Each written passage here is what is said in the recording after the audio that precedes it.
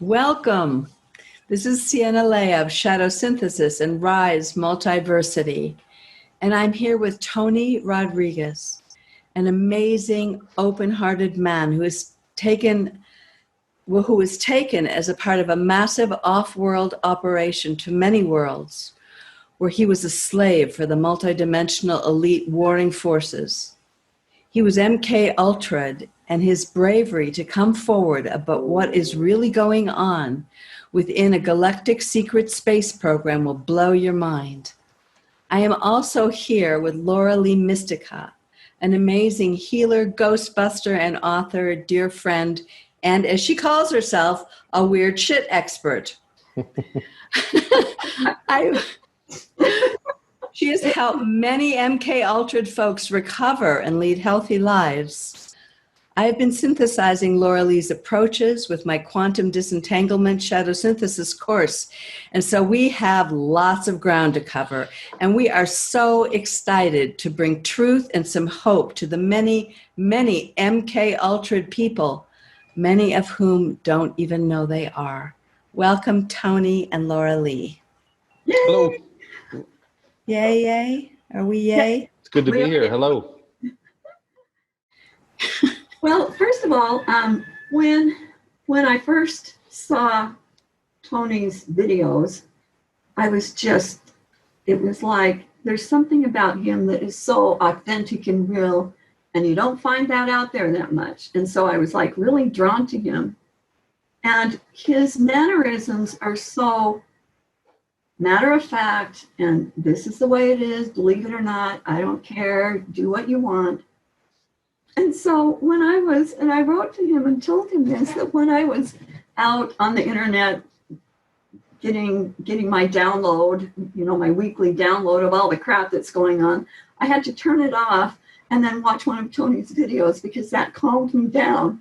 Now, what's funny about that is most people, his videos get them riled up, but to me it calmed me down because it was the only thing that I felt that was real out there, and I needed a dose of that. So thank you, Tony.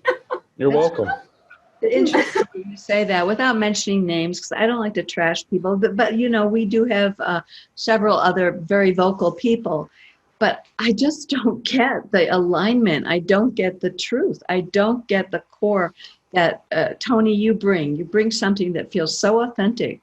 And wow. I also trust your information. I'd like to trust the others, but something in me, my BS detector goes, something ain't right here. So I personally think that a lot of people, since I've done interviews, I've had literally a few thousand people contact me with similar experiences that they remember. And I think that a lot of them in the beginning, so there were a few things that I said that didn't line up when I was dealing with some researchers. Because when you're in that formative time, when you begin to remember, you're kind of reaching for confirmation. You want, like I wanted to A, believe that it was real, or B, believe that there was a safe way out, that it, I wanted to find, okay, so what I believe is that what I remember is amazing, but if it's not real, then I want a safe way to know that why do I remember all this? And I just didn't get that. So what I reached for was confirmation quickly. And what I did was, fragmented memories, I connected the dots quicker and I ruined some details in the early days. And I think a lot of people, I think that's not only a common mistake, I think it's 100% of people that are getting their memories back that have been suppressed. In order to connect the dots quickly, get some things wrong. And I think that's why your BS detector goes off on a lot of people. There's a lot of people that I see their info, and I don't study info. I make it a point not to study other people. But the ones that I do see, when something does kind of feel off, it just seems like they're connecting dots from other sources rather than their own memories to make it all make sense to them, because it's quite often very vague. You know what I mean? When I remember, there are some things I remember that are still very vague. And so you want to connect, you want to reach for that next thing that's going to connect it. So I think that it's just an effort of that. I think that people, are not misleading people intentionally. I think that when you're talking about recovering suppressed memory, it's a very dicey thing, you know, from the start. I don't want to call it a blessing, but blessed to remember as much as I do. Many people don't remember a fraction of it, but they still remember some horrible things. So, Right. Well, Tony, why don't we start out by just giving our audience a synopsis. I know some of them know who you are, some of them don't. So you can do like a 15, 20-minute synopsis of where you've been. well, And then we'll get into the heavy duty stuff. just a synopsis can take a long time, but I know, but that's good because we need to get everybody on the same page, and so they kind of know where you've been. But also, our audience are some deep divers, some people that are really ready to extricate themselves from the horrible traumas they've suffered, like you, and they're not going to be shocked. We don't need to go back to the 101 version of this. I mean, Okay. You can really go deep with our. I found that a lot of people are already familiar with what the term 20 and back, or the 20-year tour, how people are abducted and taken for 20 years and then put right back only a few minutes after they were originally taken. So people are taken, say, in 1980, and then they live from 80, 90 to 2000, and then there's a time travel and an age regression process. There are probably more than one. And they go back and they wake up in 1980 and they go, man, what happened? I mean, how many abduction experiences do you hear that people go, man, I saw some lights and then a craft flew up on us and there was a beam of light and then I don't remember what happened. And I woke up an hour later, I don't know what happened. Maybe they did some experiments. A lot of people like that are going through a phenomenon, not everyone, but there's a phenomenon, a technology that's been given to humans, to our governments, and more than one, not just the United States, that have the ability to take people that are skilled in a certain way, use them for 20 years, recruit them, and then erase their memory and put them right back only a few minutes, 15 to 30 minutes after they were taken originally, right back in time. And that's what happened to me. And so after that happened, I was changed. I was a 10-year-old boy, and I was taken and then woke up the next morning, and I was a different person. I was a completely different person because I had lived for 20 years, had those memories erased, and then put back in my 10-year-old body. And I had grown. You know, my consciousness, you know what I mean? Not my body, because I was still prepubescent all of a sudden, but I had things that I thought processes of an older man, of an abused man, somebody that had been abused and been enslaved. So my particular circumstance, I was a slave, and then I spent 6 to 8 years on the earth through black programs. There was drug smuggling, there was sex slavery. I was privately owned by a billionaire. I found a mountain of evidence supporting everything that I remember. And that's actually the best linchpin of my testimony. And then from there, at the age of about 16 in those 20 years, I was sold into the space program, the secret space programs, which is an entirely different echelon. And a lot of people are familiar with that too, but we basically have active colonies throughout the solar system that interact and trade and deal with extraterrestrial races, many different races. And we have colonies, and each individual colony is an incorporated entity. So there's an Earth Colony Corporation, there's a Mars Colony Corporation, a Lunar Corporation, and I belonged to the Ceres Colony Corporation, which was a corporation based on the dwarf planet Ceres, which is located in between Mars and the asteroid belt. And I lived about 12 years there. And I was a slave. I did ship maintenance for the first 8 years or so, and then a year of training, and then I served on a newer, more modern cargo ship as a cargo engineer. And I have very detailed memories of those times, coming back to Earth on that ship, carrying out missions, offloading cargo inside the Earth to inner Earth nations, and picking up cargo from the U.S. military and Diego Garcia, as well as other missions on Earth, and then out to the Kuiper Belt, where they had like a warehouse facility, and elsewhere throughout the cosmos. I mean, extragalactic. We went to other galaxies. We used natural portals and went to other galaxies and traded cargo. And our mission was to trade goods for technology. That was the mission directive, and we did that for the last 2.5, 3 years that I was there. and then I was put back. So does that? That's very good. You know, what your information reminds me of is Stargate SG1. Have you seen those? Yeah. Oh, yeah. Does that not ring true to you? I mean, Well, yes, and you know what? That technology exists. So there were beings that I met that were in a doing a 9 to 5. I spent one instance, and I've said this in many interviews, but I spent one instance a few hours with a short reptilian. ET, and we communicated, and he was the equivalent of, he lived a different set of years, like their lifespan was different than ours, but he was the equivalent of in his mid-20s, and he had a wife and young children, and he went home to his planet, a heavy gravity planet with a red sky, he said, and he went home every day. We were on the moon, and I was like at a doctor's office situation in the process of being returned, at the very end.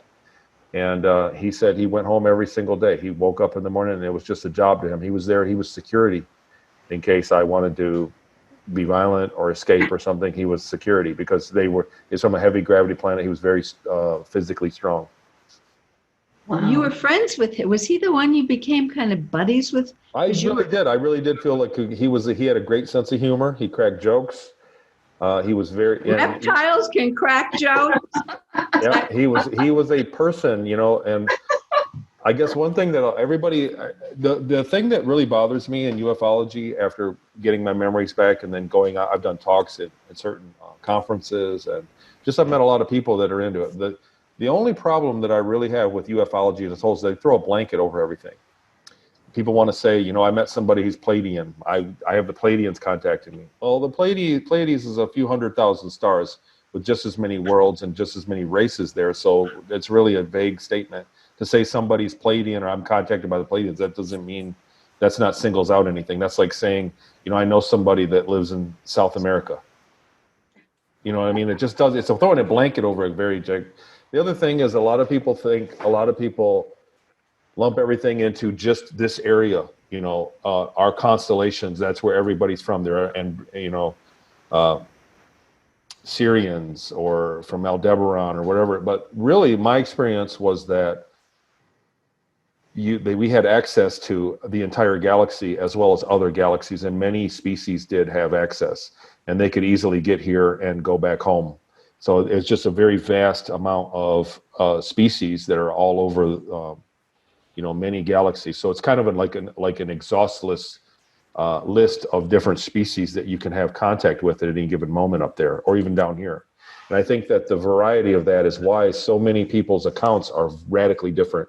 People that are taken, it doesn't. If you're a researcher and you look for common denominators and people that have extraterrestrial contact, there aren't many, because the extraterrestrials are so numerous.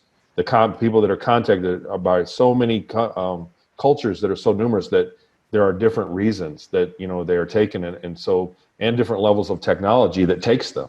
So as a researcher, it looks like all BS because it doesn't line up. A lot of it doesn't line up.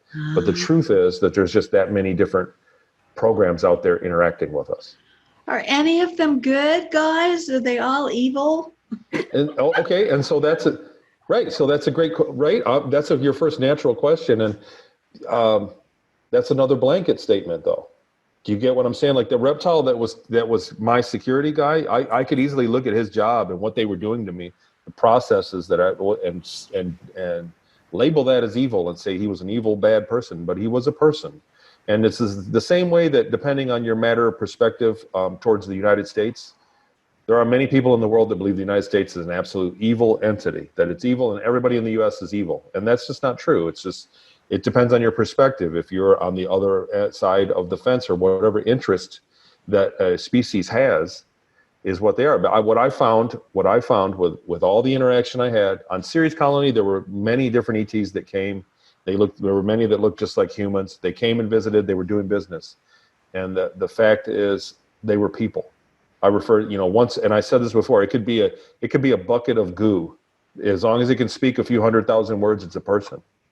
And that's the, once it's on a certain level of intelligence, it could be a giant monkey or a dolphin or a bucket of goo. But if it can speak to you with a few 100,000 words, it's basically a person. And ETs behave like people do. And look at us down here. So we're not evil. I don't see mankind as evil. I see a lot of evil things that go on. And I call it foolish. I don't call it evil. I think people that are doing bad things to other people are just foolish. They're fools. You're right. I heard at one point, oh, sorry. No, go ahead. Go ahead. I heard at one point, because I've listened to many of your interviews, that you said in that interview, I mean, it was very graphic about horrible, horrible things that you were made to do in multiple situations. Well, being a slave is bad enough, but the sex slave and just really horrible, horrible things. And then you said that there's a change going on. I'll call it the Omniverse, like everything, and that they're calling back a lot of these sinister agendas. It's like that there's something going on, not just in Earth, there's a huge correction or something. And I wondered if you could speak to that at all. Yeah, so that was probably a long time ago. That was an interview, quite one of the older ones, because we were seeing a lot of changes in society. I mean, before, our last year that we've had, we're in 2020. It's important to mark the date. We're in 2020 now, so we're seeing a lot of birth pains. I don't know what's going to be born, but the world is about to change greatly in the next few years. It already has. The world's already changed. But back then, so somebody like me that usually came forward typically was not allowed to speak publicly for long. There were many military assets that would come and shut you up. And who knows, they might end up shutting me up anyway. But there were things like, I think that there for a while, it was in 2016, I want to say, right around there, we had that string of earthquakes. And I think that a lot of technology, I think that there are a lot of technologies around the earth that are based in, for lack of a better term, and I would say a watered down version of mind control that people have from the media and just from, television and radio. All the space programs all accepted that every bit of media on Earth had a signal in it that would make you, that had a mind control version embedded in all the signals. When you listen to the radio driving down the road, there's a signal there that makes you kind of uncomfortable, or like what it is it's basically a signal that makes you irritable. And then when they can flash a product, like a commercial, they remove the signal. And so you're attracted to the product because the irritability goes away. And then back to the music and it makes you irritable again. So there are signals like that, and it's based around a form of general mind control. And then doing that technology, they can flash political ads, they can flash whatever they want and lower that signal of irritability and make things look attractive to you subconsciously. So there's a lot of that going on. So I think that a lot of the technologies like that, there were some higher tech ones that are more kind of ethereal that dealt with, your subconscious while you were sleeping, like, because a lot of our subconscious communication goes on in the ionosphere. There's a lot of CIA documents, and there's a lot of science around that. And I think there were technologies about that would suppress memory recall, and for people that were taken and went through these programs and couldn't remember their memories, that was destroyed in an early round of the secret war that's going on. If that answers your question, is that kind of where your question was? We could have a lot of talks about that question. That was a good beginning moment. Laura Lee, I cut you off. You go. Oh, I've just been wondering, do you use any of the skills that you learned on your 20 and back in your profession now? I was wondering that. Is that do you do the same thing, kind of? Yes and no. I kind of shy away from it. And really, what I do for my self-work now is, after I was able to put a finger on everything that, I had a lot of problems for those 20 years. And really until I got my memories, which was in 2015. So that put me at 43 years old, going on 44 years old, right in there. So that entire time I had some pretty bad emotional problems. So I was always searching for a way to deal with why I had things going wrong with me. And when I got my memories back, I could put my finger on it. And since then, I've been able to remember some of the things I was taught. Then, early on, I did remote viewing and psychic service in the first 2 years. From the age of 10 till about 12, I was trained in remote viewing, and a lot of the lessons I learned from that, I have been able to apply and kind of put a more positive spin on for myself. And so I do. So to answer your question, yes. Yes, and the technical stuff that you were working in all these facilities, that technical stuff is all back. You use that in your Earth life? Well, so this is a big shocker, is that a lot of the technical stuff I learned really wasn't that technical. Like in the first ship I worked on, I worked ship maintenance, but the processes that I did were completely automated. I can use an analogy and say like this, like somebody that works at McDonald's for 8 years cannot make you from scratch a quarter pounder. Okay. Do you get what I'm saying?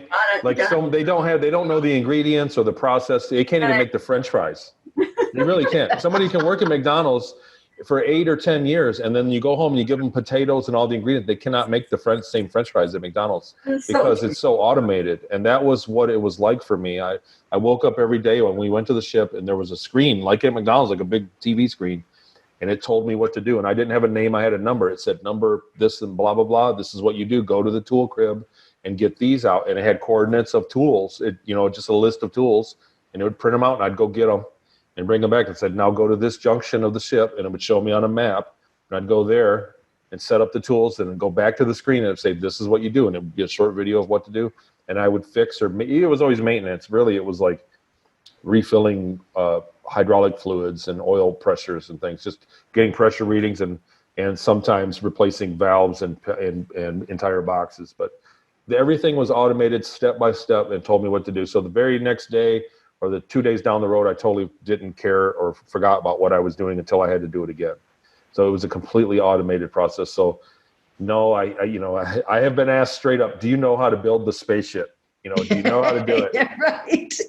And I don't have working knowledge of the anti-grav or a lot of the systems. There was artificial gravity, there were food replication, there were, basically printed food from a molecular level. And to me, it was just like a microwave you hit a button on and got your soup. And so there were a lot of things, like now, in the space, when I was on Ceres Colony, there were a lot of things that were high tech to us, but they weren't, look at how high tech we are compared to back in the 60s.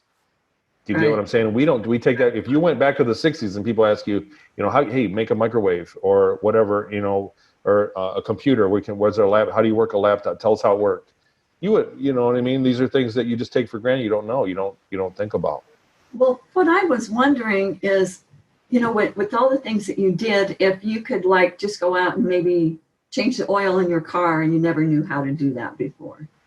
Is anything like that happen? Like you just know stuff, and even though you haven't been taught in this? Yes. life? Well, in one of my interviews, I talked about what my job was. And I had never done, in my life, I'm a woodworker. You can see, we're in my garage. I'm a woodworker. I build things out of wood. I'm building furniture and I refinish things. That's what I do for the last 30 years of my professional life and my real life as Tony in America. That's what I do. I'm a woodworker. And I've done a few other jobs, but always came back to woodworking. But there was a time in an interview that I described what my job was, and what my duties were in the cargo engineering and what I did. And I had somebody contact me that worked for a shipping company in the Mediterranean. He said, I do your job. I said, what do you mean? He said, I do your job. It's exactly what you described. I measure and I input the weight, the height and width of every box that goes on the ship. And it's exactly how you described it. And I said, no kidding. And I said, so did you have, what kind of scale did you have? We had things that could take pictures and give the dimensions, but we had an actual scale that we put things on. And there were other things. And he said, no. He said, yeah, exactly like that. He said, don't forget the tipping report. And I said, no, I didn't have to deal with that. I didn't get a tipping report. The guys in the main cargo bay got a tipping report because anything over 1 meter tall went to the main cargo bay, not in my cargo bay. And it was like, I had a professional conversation about that stuff. And in my life, I've never done that. And you get what I mean? It was Exactly. a surreal conversation that I had. Exactly. That's what I was talking about. Yeah. Okay. So Yeah. that's happened. Yeah. Do you want to interrogate now? Yes, I do. Where were you on the night of? No, I have so many things. All right, here's one. Were you always one person, or did you have different alters that changed and did different things? Yes. So you're talking about during the 20 years that I was taken. Yes. Yeah. Well, you were taken more than 20 year, weren't you? Just once, and Just I once. was the same person. So I experienced that in linear time. Like, I when I was taken, I grew up in these programs and went from program to program as a 10-year-old boy all the way till I was 30, and I experienced it like that. Like, that's how the experience was. It didn't chop up and move back and forth. There were times when I was sleeping, when I would go to sleep and I would wake up. Like, there were times that I went to sleep as Tony, and I would sleep very deep sleep, and there were times that I woke up in that life, in that other person's life. Like, I woke up. There was one time when they were keeping me in a very small, uncomfortable room on the moon, and it was a very kind of it was like a depressing time for me. That person was depressed, and I went to sleep at my farmhouse in Michigan, and I woke up in that room. And I was in that body, and I went, what is going on here? And I looked around, and I kind of had memory of I felt weird, and I said, whatever. And I went back to sleep, and I had the out of body kind of falling back to my body feeling. And I woke up in my room in the morning, and I went, what the hell was that? And so there were times when that happened. But to answer your question, I experienced that 20 years in a straight 20 years, and then went back to my life, and then experienced my life in those same 20 years. A lot of people think that there was two of me and I jumped back and forth, but really the experience was that 20 years happened first. And then I went back to my 10-year-old self in Michigan and lived till now. So that's what it felt like to me. But when you were off world for 20 years, you said I went from being a boy to a man. Off world, you were a boy and you grew up, or you just were put right in a man's body? No. I was a boy. And so the first 6 years, 6 to 8 years. So the timeline is a little bit, I haven't really pinned it down. It's not like they celebrated my birthday, when I was out there. So I really didn't keep track of years like we do. Like, Okay. you know your age, you know what year it is, and you know where you were 5 years ago. That wasn't a concern of mine at the time. So, but it was like the first 6 years I was on Earth. I lived in Peru. I lived in Seattle. And from there, I was sold into the space program. So the first 6 years of the 20 years, I lived on Earth. And so As a child? From 10 till about 16. Yeah, 16 or 17. From 10 years old. Yep. Okay, so they didn't take you out of the body as a child and put you in an adult body and send you off on things. And the other thing is, a lot of people say, well, you were probably in somebody else, but I looked exactly like me. I had the same look. I had the same physical. Some people are good at horseshoes. You know what I mean? Like, they just physically can always do good at horseshoes. Yeah. And some people are good at balancing or like yo-yo. And that was I had the same gifts that I do now. You get what I'm saying? Like, it was the same body. People always remarked about my green eyes. In the 20 years, I was like, it was rare. And so people always remarked about my eyes, and they wondered what nationality I was. And you know what I mean? I'm basically I don't want to say, I don't want to toot a horn or something, but I'm saying racially, in America, I'm kind of a unique person. I'm a Portuguese person. So there's not many of me in Michigan where I am. And so, I'm a mix between Portuguese and like English and French.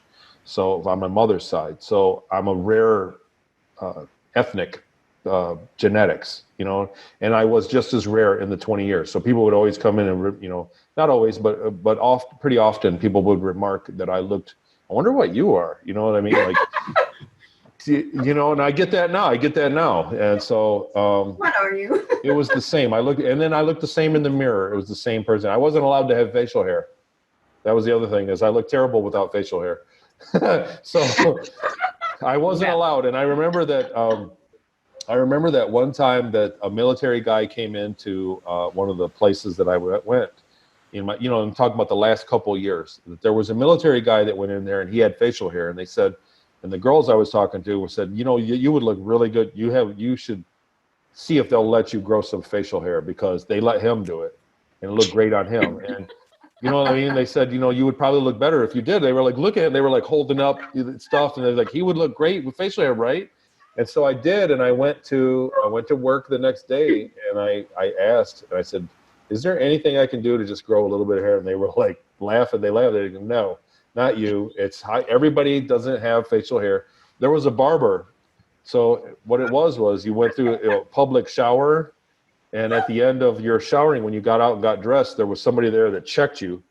And when my hair started getting long, they said, nope, stop, and go over there to the barber. And you would report to the barber and get shaved and your hair cut. And so and I remember asking the barber, I was like, can't you just give it a shadow? Can I just get a shadow? He's like, no. Wow, I guess rugged individualism isn't really popular. It was a military organization, so everything was ran like that. So we've heard of, and I'm sure one thing does not fit at all by any means, because we've worked with people that are assassins, that are that they had multiple alters.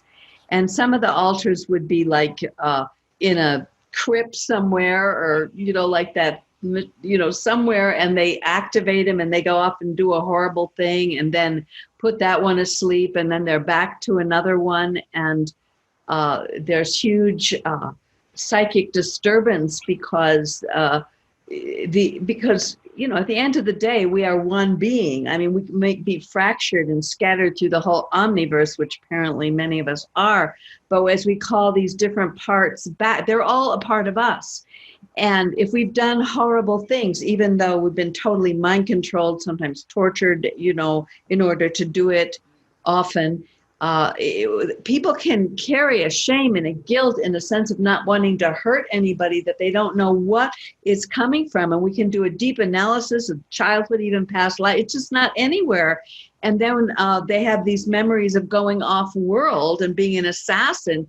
And then we're using some of Laura Lee's techniques to bring that altar back and rehab it and clear it of a lot of the trauma and the abuse.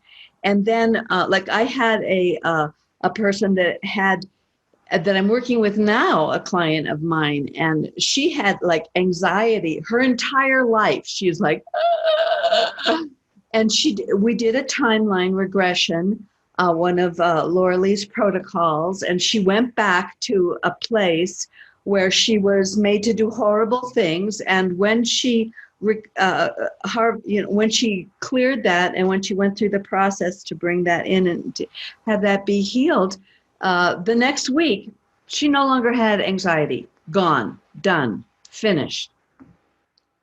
And we're experiencing that in a number of cases. I know Laura Lee has many case studies like that. So I don't know what my question is. I guess...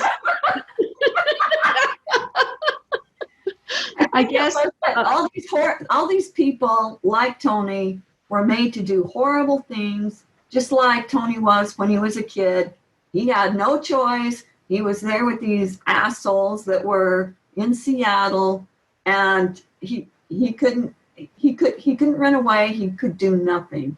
So I think that's what she's trying to say, is that we've been able to work with people and help them that have had similar experiences, so that the trauma isn't continually running through their nervous system. I think that's kind of what she was trying to say.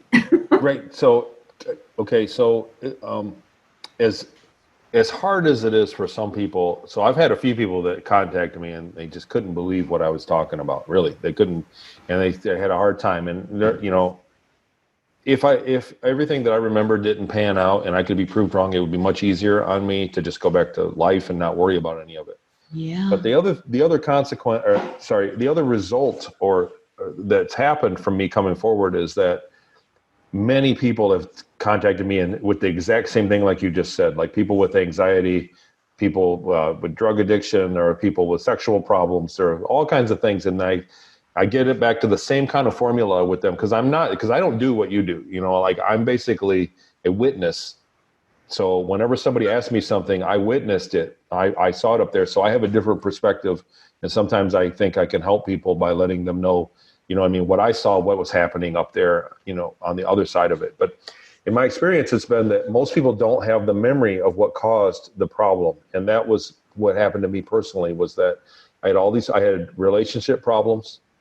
I never had a girlfriend in my real life, because I just had emotional problems big time. Whenever I was awkward, and I couldn't figure out why, because I was a normal person. I've never been treated for any kind of mental disorder or anything like that. I'm just a normal guy. And even my friends, I'd be with the guys back in my early 20s, and they would go, "Man, Tony, what is wrong with you, man?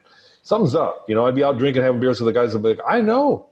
I something's wrong. I can't put my hand on it, man. I can't put my finger on it. Help me out." And I just never could. But then when I got my memories back at the in 2015, then I had claustrophobia. I was afraid of tight spaces all of a sudden. The day I left, before I left, I wasn't. My sister and I used to play hide and seek, and I would hide in small, tight places that she couldn't, because she was afraid of spaces. And the next day when I got back, when I was taken at 10 years old, then I got back, I had claustrophobia. We played hide and seek that weekend. And I couldn't hide under the bed because I was terrified of small, cramped spaces, and I never knew why. And so my whole life I was had mild claustrophobia, if you can call it that. And when I got my memories back, all of a sudden I got the memory of being trapped in a pipe and being burnt very badly. And that was why. And as soon as I could put my finger on the cause, then the problem is very easy to unravel and deal with. Do you get what I mean? Like, now it's not so bad, because now I can remember that, that happened, and it's over with, and it's not what's going to happen next. And because the memory being suppressed left so many doors open where your mind could wander, that the problem persisted. And so that's kind of like what you said. Like, once you understand why, much of that just goes away, because you understand it. So I totally concur with that. That's absolutely correct. I think go ahead. Go ahead. One of the biggest things. A lot of people are terrified of their shadows, of going into traumas, whether it's, this lifetime, early childhood, or past lives, this kind of stuff. There's this knee-jerk, avoid it like the plague, because a lot of it was so horrific that to have to re-experience it is just, our, survival instincts is, I'm never going back there. So this method that we're using, Laura Lee created with Hal, or I don't know how it all got created, but anyway, people can go into the most horrific situation as a witness, and they can experience it, and they're not instructed. We do not instruct them to dive deep into the whatever it is, you can just look at it, and the truth does set us free. So they can go to multiple, in a way, we're doing what you've come across organically, is we're taking them to multiple locations, or they're taken by their greater being to where they have to do the soul retrieval and find a part of them.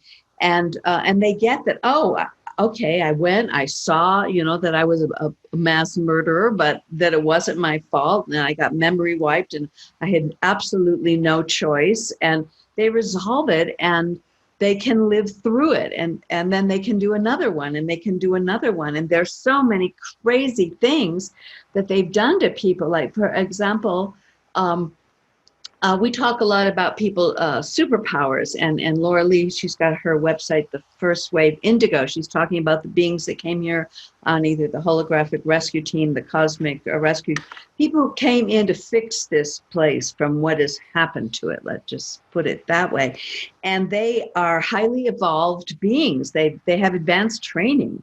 And when we came in here, we had to make forced agreements to shut that down. And also MK seems to take people with certain capabilities, and then they use it for their nefarious purposes. But the process that we're going through is retrieving that person from that place and healing that memory and removing the guilt and the shame and the trauma and the PTSD. And then these capacities come back online, their superpowers. So I guess my question is, are your superpowers coming back? Is that a part of your profile? Good question. I like that. That's a neat question. I think, I think I've seen a lot. So since I've traveled and been to some conferences and just got out there and met people have asked me to come and speak or just be places, and I went there and met people that I've seen people with, and people always contact me like, I want to help you and do some healing or whatever. I'm a psychic healer. It doesn't matter how far away we are. And I'm not skeptical, but I'm kind of like, I let people do their own thing. And if something happens, fine. If nothing happens, fine. I don't invest into it. I've been completely blown away by what some people can do. So some people that claim it, and I go, okay. And then you sit down and have, an interaction with them. And some people have some very astounding psychic abilities. I mean, some people are just astutely, incredibly gifted. I have my own, I like to think that, on a level of ability where, intuitive ability, that I'm at like a lower level, like I have a baseline, and that memory is my superpower, the ability to remember suppressed things. Wow. Also, yeah. I have the ability to remember details that don't, like I connect dots of details in my life that most people don't. And I catch people I can catch lying, or I can put together things because I can remember things from years and years ago that also would line up. So memory has been my power. That's been my main ability, was the ability to remember. Why do you think they're letting you share your memories with humanity right now?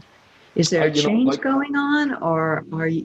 I think that there's a couple of reasons.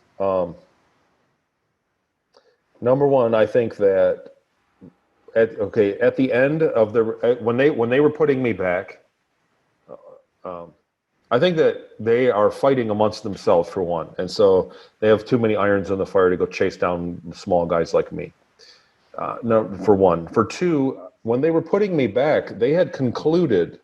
So they had technology called a chronovision, where they could look at probable futures. They had a computer that they could plug into me and they would speak to computers in the future, and they could figure out probable outcomes of what happened to me. So when they were after I lived for 20 years, I was 30 years old. They flew me back to the moon. They carried out a process. It took a few weeks. It was very painful. And all of a sudden, I woke up on a table and I was a 10-year-old boy again. And I had no memories of what was going on. And from that time, they were scanning the probable futures of what was going to happen when they put me back. And they concluded that in all those futures, I remembered. And I wasn't, being a slave, I'm not supposed to remember. Some people, you know what I mean? Some people it's okay if they remember, but I was a slave. And so I was, and not only that, but like ushered through the side door of the entire body of that, system, the entire system. I didn't go in the front door. I went in the side door. I was basically taken privately. And so it was unacceptable. So they sent me for another round of trauma-based mind control, to another round of like a brain programming to forget. And when they put me through that, they did another round on the chronovisor, and they determined that I was still going to remember it. And they were going to take me for a lobotomy. They said, if this doesn't work on you, then you're going to get in. There was a lot that happened in that time. Whoa. Covered in the book.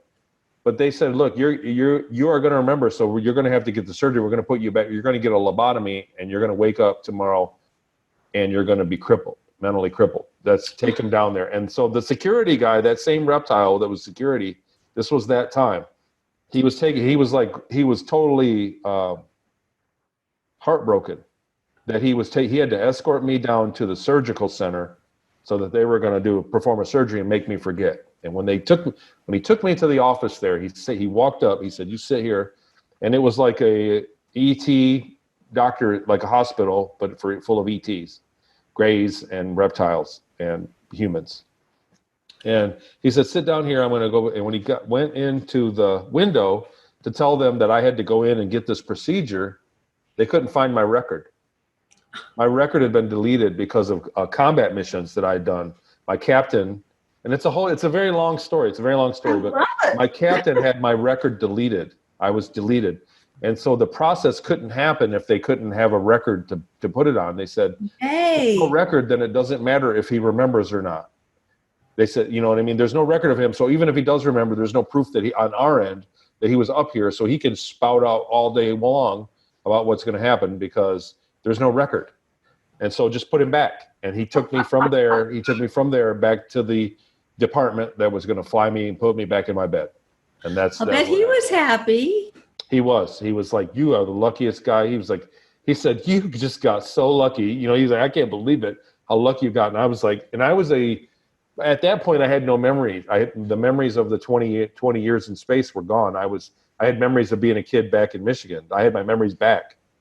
If you get what I'm saying. Your old memories, right? Right. I was back. I was the kid from Michigan again, and so I said, okay, right. I'm so lucky. I feel lucky to even be here. I can't believe I'm talking to an ET. You know. And so I didn't understand what was going on, but so those are things that kind of filled in as time has gone on, and that particular.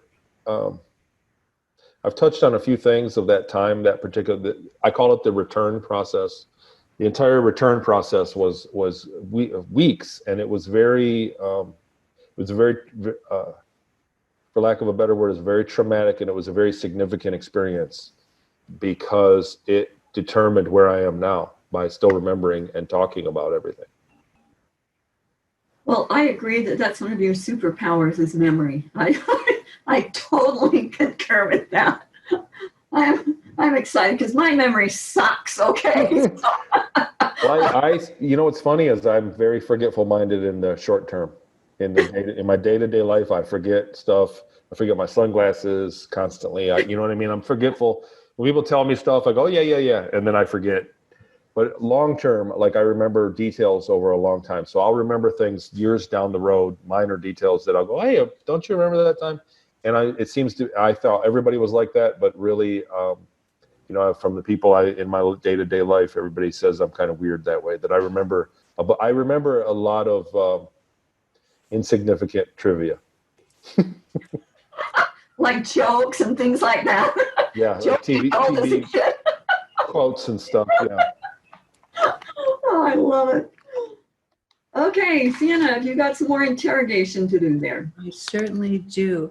I wanted to ask you about your physicality. In one of your interviews, you had said you have some physical issues, and it may have to do, I don't know if you said this or I was thinking, that it may have to do with radiation poisoning, because when you get taken and come back in and go out and come back in, I mean, they say stewardesses on airplanes have horrible issues with their whole field getting wonky. And I have been taken several times that I'm aware of, and it really messed up my energy field. It felt horrible. And I could see where it could even be affecting the DNA. What can you speak at all to the physical challenge? And you had said something about you felt like you were aging in one of the interviews. Maybe I got this wrong. Recently, but yes. Yeah, that you seem to be like aging rapidly, and you felt it may have something to do with this. And I felt like, Laura Lee, you may know something about that too. Well, it's funny that like I'm going back to the doctor on Wednesday. On this Wednesday, I'll be going back, but they're testing me I'm going through a series of cancer tests now. And so there are some things that, going on quickly that have just popped up in the last year and a half or 2 years that, like everything's changed. Appetite, everything, heart stuff, cholesterol, all of it. It's like all of a sudden. And I've always been pretty healthy and I don't want to say above average, but I've always been like, in my 20s and 30s, I had pretty bulletproof health. And so all of a sudden I have allergies that have happened. I'm just falling apart. And so they said I might have a version of prostate cancer, but I don't know. I don't know yet. So I'll be going through a battery of tests pretty soon. But well, you need to get a session with us because something happened with his DNA. Don't you think so, Laura Lee? Because going back and forth, there's something, and they did a lot of genetic experiments too on him. And can't we help with that? Well, of course we can, but we can talk about that later. It doesn't have to be out there for everybody to hear. Well, but in general terms, that these things happen. Right. Because I think they happen. I mean, what is 60% of all indigos are in MK? I mean, there's a lot of people in these programs. I mean, they don't have the memory. They're not a Tony. They can't articulate. This is an incredible gift you're bringing to humanity. But there are a lot of people, I think, isn't it a war for our DNA? And I mean, aren't they using, because we did a timeline on me, and we did regressions where they did this hybrid program, you know, where they had me birthing these disgusting reptoid, partly spider antibody things that were populating worlds. I mean, they're birthing massive amounts of AI to take over the planet and probably a lot of other places, but they needed our codes because these beings didn't have a source connection, and the human genome has source connection. So they're taking, this is happening to a lot of the MKs I'm working on. They're having, you know, they're in rooms and they got wires hooked up and they're taking them, and then we track it further and go into the next location, and there's whole worlds being birthed by us. And it's disgusting and horrible. And when you bring your energy out, and I no longer consent, I'm taking my DNA back, and we collapse those worlds and take them to zero, then our health improves. I mean, substantially. So I wanted this, you talked about a bunch of stuff earlier and I didn't get a chance to touch on. Okay. Like you said, you worked with people and they're waking up and they go through several different roles. Like one time they're an assassin and then they go to something else and they're bouncing. And I've met people like that too. And it's one of those things. It's not the program that I went through. It's not the system that I went through. That doesn't mean it didn't happen, or that they're not being genuine. And what I found is that there are many people that are saying the same thing, that they were taken and trained for a certain role and then taken again and put into a different role. And sometimes they even overlap. And what seems to be is that, they have cloning technology, and what it is when they clone somebody, the clone is basically a vegetable. It doesn't have a spark of life. It doesn't have a soul to it, and so it's not smart. It doesn't do anything. So that's part of the process. That's a technology, is taking consciousness out of one person and then splitting it into multiple clones. And then honestly, that speaks to how mankind is. I didn't want to get into a whole profound thing, but you got to think, you've met some people that are certainly more conscious than others.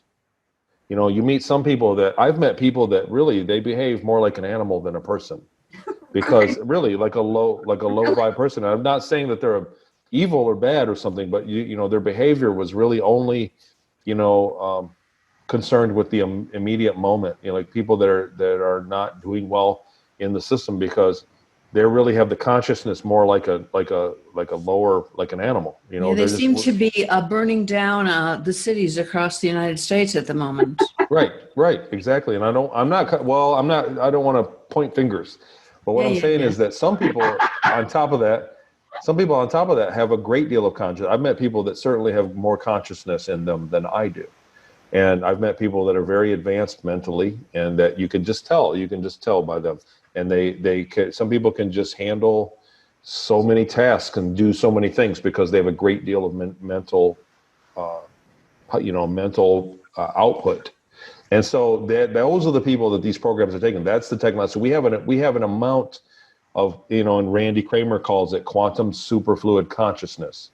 We have a certain amount of that in us. And so some people have more of it than others, and they seek these people out so that they can use it to power these clones and to power other versions of themselves and split it up. So there's a great deal of technologies about it. And you think how useful it would be. You know, when you look at these things, you said it, right? That, how terrible what you go through, and when some of these people are so horrible. But think about the jobs they're doing, and think about how effective that ability would be. And then for those people, so to take some of your consciousness and put it into a clone and then have that clone go into combat. if it dies, the consciousness just returns to the original person. It doesn't go away. As soon as you're alive, you know what I mean? There's a forever bond. It's like taking some water out of something that's a certain temperature and pouring it into another vessel, and then that vessel going in, and then if it breaks, the vessels break, the water is a different temperature than everything else, so it returns to where it came from and you get the water back. Do you understand how incredibly useful that would be, especially for a military? I mean, well, apparently it's widely being used for some of our most beloved political. oh, yeah, you said it. You said that, right? So I know you don't want to go there. well, you know, the first thing everybody says is go ahead and prove it. But you know, here's the thing: disprove it. That's what I say. You know, go ahead and disprove it, though, because you can't do that either. Exactly. And when I say that these technologies are real, they are very real. And also, if you go to research it, go online and research consciousness, you'll find the zip, because it's all hidden as well. It's banned. It's any kind of consciousness. You know, even people that are doing EKGs and doing brain stuff, the technology is basically, you know, they need to read the spectrum of the brain wave of a millionth. And I'm just throwing these numbers out. These aren't actual numbers, but they need to look at it at a millionth of the wave. But really, they can only see one of the wave. Do you get what I'm saying? Like the resolution, they're looking at it with a 10 resolution when they need a 50 million resolution to look at brainwaves to achieve this quantum consciousness technology that their space programs have been using and the ETs are using all throughout the cosmos, because it's a very powerful form of technology. So it's banned from us, it's hidden from us, and it's a very big thing. But it's being used here. Yeah, I mean, aren't these absolutely. ETs working with all of the governments of this planet? Well, look, I said it like this. So our entire power structure for literally every organization aggregates to just a handful of people at the top. So with this technology, with this technology, it is entirely possible. So they have movies about it. So you saw it in the movie, but really, I've talked to other people that have had it happen. I've talked to researchers that have researched people, and they've checked out a lot of stuff. And it is possible to take somebody's consciousness out of their body and put it somewhere and put another completely different consciousness in the body, and it can go carry out and do whatever it wants. So when you think in terms of politics, not even that, let's just say, you know, the NBA. You can take the director of the NBA and take his consciousness and put your consciousness in it and go and make decisions for the NBA for a few weeks, and then put everything back how you found it, and you had your will done. You know, you had everything taken. You could affect great change. Only a small amount of people can affect great change over literally millions of people. So that technology is real, and that's really there's a lot of things that happen that don't make any sense to us. Why would our leaders do that? Why would they do that? Because they really didn't. Because, you know what I mean? There are out of body technologies that are manipulating us, right, as a whole, as a species. No, I get that totally. Right on. That's right on.